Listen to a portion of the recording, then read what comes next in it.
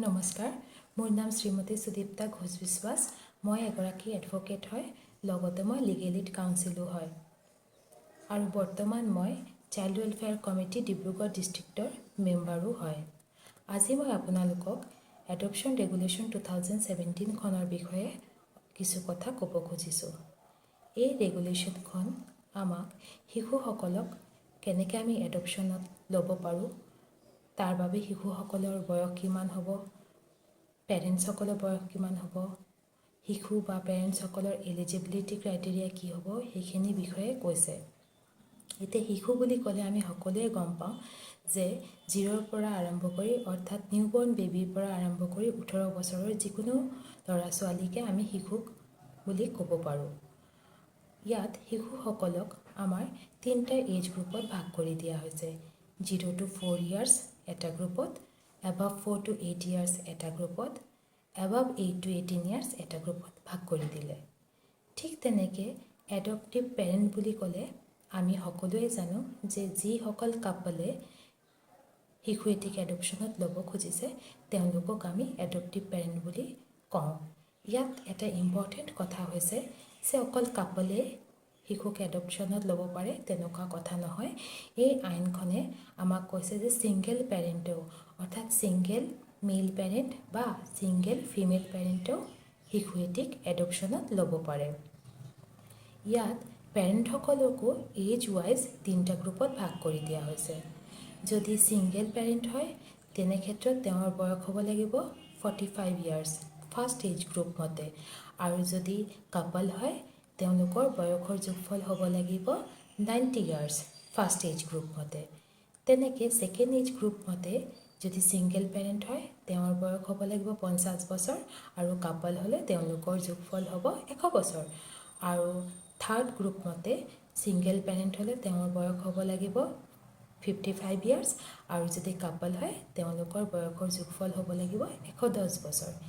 এতিয়া 3টা as group ভাগ কৰি দিয়াৰ কাৰণ এয়াই হৈছে যে যিহেতু আমি শিশুসকলক 3টা গ্ৰুপত ভাগ কৰি দিছিলোঁ, গতিকে প্ৰথম গ্ৰুপটো পেৰেণ্টসকলে প্ৰথম গ্ৰুপৰ লগত মেচ হ'ব, মানে 0ৰ পৰা 4 yearsৰ শিশুসকলক 45ৰ বা 90 yearsৰ পেৰেণ্টছসকলে এডপশ্যনত ল'ব পাৰিব। তেনেকৈ বি গ্ৰুপতো 4ৰ পৰা 8 yearsৰ 50ৰ পৰা 100 yearsৰ পেৰেণ্টছসকলে ল'ব পাৰিব এডপশ্যনত।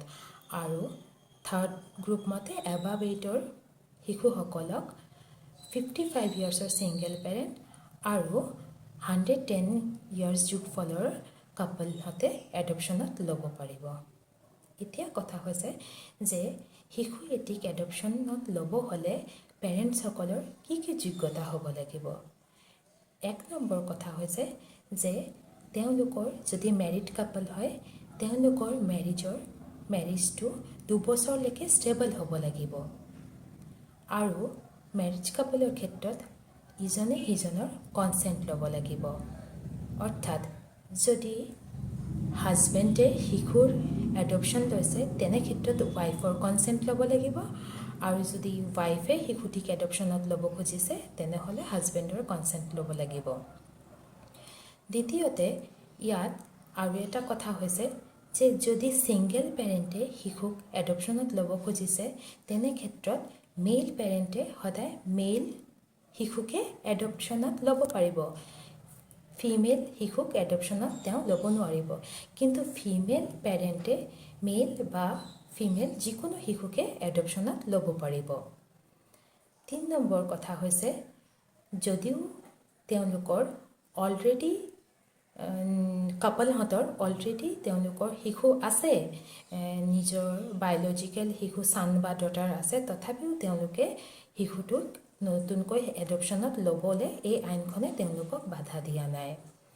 ইয়াত এটা অতি ইম্পৰ্টেণ্ট ক্ৰাইটেৰিয়া পেৰেণ্টছসকলৰ বাবে কৈ দিয়া হৈছে যে যদি পেৰেণ্টছসকলে শিশু এটিক এডপশ্যনত ল'ব খোজে তেনে ক্ষেত্ৰত তেওঁলোকে ফিজিকেলি, মেণ্টেলি আৰু ইম'শ্যনেলি তেওঁলোকে ষ্টেবল হ'ব লাগিব, লগতে তেওঁলোকে ফাইনেন্সিয়েলিও চাউণ্ড হ'ব লাগিব।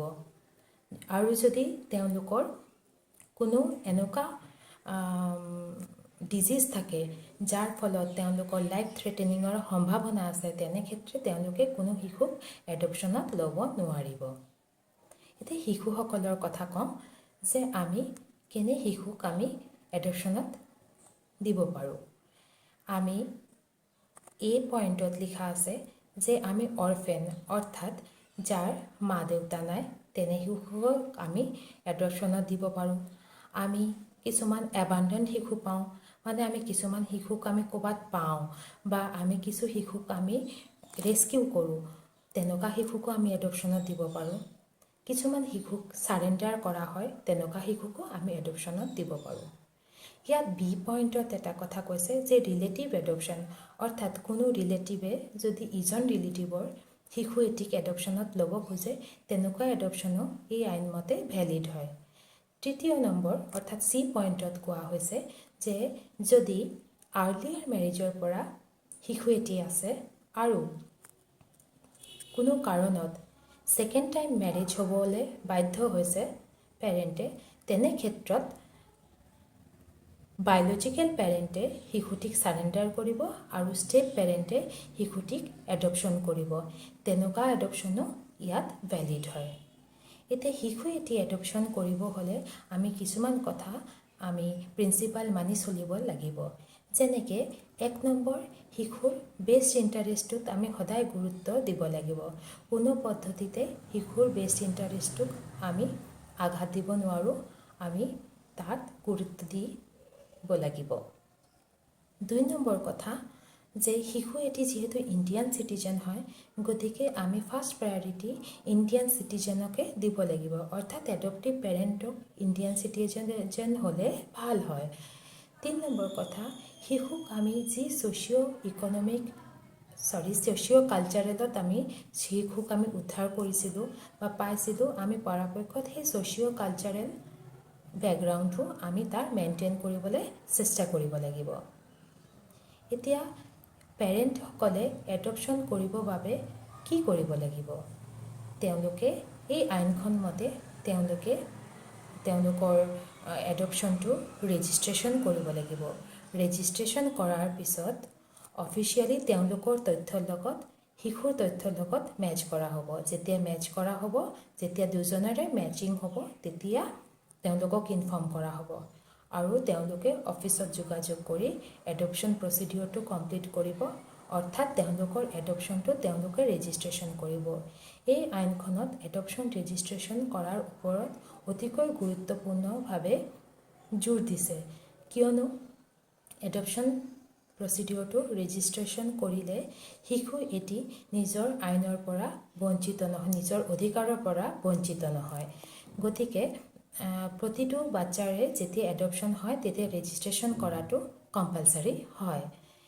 এতিয়া আহকচোন আমি সকলোৱে এই আইনখন সকলৰ লগত, আমাৰ নেইবাৰৰ লগত, ৰিলেটিভৰ লগত, আমাৰ বন্ধু বান্ধৱসকলৰ লগত অলপ শ্বেয়াৰ কৰোঁ, যাতে আমি সকলোকে এই আইনখনৰ বিষয়ে জনাব পাৰোঁ যে কেনেকৈ আমি আইনসংগতভাৱে শিশু এটিক এডপশ্যন কৰিব পাৰোঁ। আৰু লগতে আহকচোন আমি এটি শিশুক এডপ্ট কৰি তাৰ সকলো অধিকাৰ তাক দিবলৈ সহায় কৰোঁ। লগতে আমি পেৰেণ্টসকলকো সহায় কৰোঁ, যিসকল পেৰেণ্টে শিশু এটিক এডপ্ট কৰিব খুজিছে কিন্তু তেওঁলোকে জ্ঞানৰ অভাৱত তেওঁলোকে প্ৰচিডিঅ'ৰটো নাজানে। গতিকে আমি তেনেকুৱা পেৰেণ্টসকলকো সহায় কৰোঁ আৰু যিমানখিনি পাৰোঁ আমি এই এডপশ্যন ৰেগুলেশ্যন 2017খন আমি সকলোকে শ্বেয়াৰ কৰোঁ। এইখিনি কথা কৈ মই মোৰ বক্তব্য শেষ কৰিছোঁ। নমস্কাৰ।